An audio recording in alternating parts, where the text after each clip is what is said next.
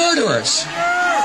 They are killing children consciously, openly, brazenly in front of the entire world.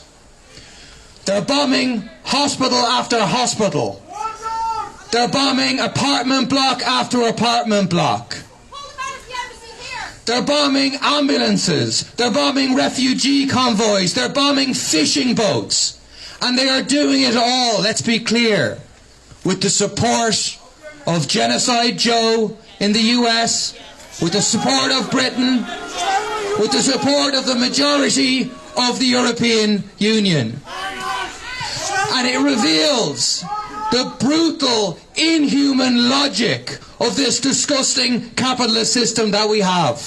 Like everybody else here, I'm sure, my social media feed every morning, every hour that I look at it is just filled with what should be unimaginable horror. But one particular thing struck me this morning. There was a status update by a doctor in Al Nasser Children's Hospital in Gaza. And he wrote, "We said goodbye to the children, left them on the equipment as we all left the hospital under the Israeli soldiers' threats. There are more than 150 children in the hospital who were left to their fate, and there are no staff left in the hospital." It's not enough for Israel to bomb hospitals from the sky, but they surrounded a children's hospital with tanks. The soldiers went in and they told the staff, at threat of being shot, you have to leave. They're murderers. They are killing children consciously, openly, brazenly in front of the entire world. They're bombing hospital after hospital. They're bombing apartment block after apartment block. They're bombing ambulances. They're bombing refugee convoys. They're bombing fishing boats. And they are doing it all, let's be clear, with the support of Genocide Joe in the US, with the support of Britain, with the support of the majority of the European Union. And it reveals the brutal, inhuman logic of this disgusting capitalist system that we have, where they are perfectly okay. They are okay with children being murdered if it serves their interests, because it means their regime, their ally in the region, Israel, gets to sustain itself. It's why I think we need to fight against a world based on imperialism, a world based on capitalism, for a human world, a socialist world where people's needs come first. But all of that horror, all of that killing of children, all of that killing of innocent people, it's called something else in the media, it's called something else by the world's politicians. It's called the right of Israel to defend itself. And we know what the right of an apartheid state to defend itself looks like now. But we should ask the question, when do the Palestinians get the right to defend themselves? When does Ursula von der Leyen or Joe Biden or Sunak or whoever arrive in Gaza, arrive in the West Bank and say the Palestinian people have the right to defend themselves? Is 75 years of ethnic cleansing, of displacement, of apartheid enough? Is 17 years of a brutal blockade and siege of Gaza enough? Is 10,000 people, more than that, killed in a month enough? And we all know that it's not enough. There is never a time that it will be enough, because Israel serves their interests. But it is vital that those of us who stand to support the Palestinians say that they have the right to resist. They have the right to rise up against occupation, not targeting civilians, but mass popular resistance, including armed resistance against the Israeli Defense Forces. And those of us outside Palestine not only have a right, but we have a duty to do absolutely everything we can to stop the genocide.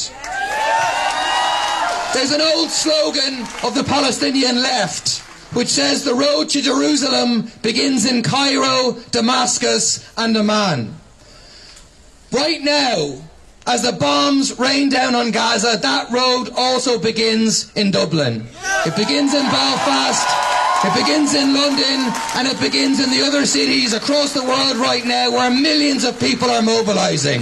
In the face of repression like we're seeing in Britain, millions of people are coming out globally. People are fighting for peace, are fighting for justice, are fighting for liberation for Palestine while their leaders fund the Israeli genocide.